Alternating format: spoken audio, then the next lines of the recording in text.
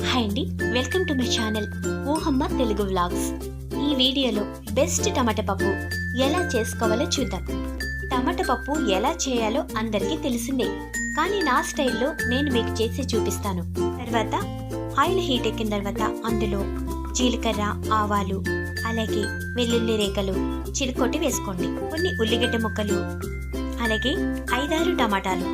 ఇదిగో చూడండి, టమాటాలు ఇలా ఉడికిన తర్వాత అందులో కొద్దిగా మనం కట్ చేసి పెట్టుకున్న కొత్తిమీరను కూడా వేసి కలుపుకోండి. ఇలా కందిపప్పుని వేసి ఒక్కసారి కలుపుకోండి, మొత్తం కలిసేలాగా.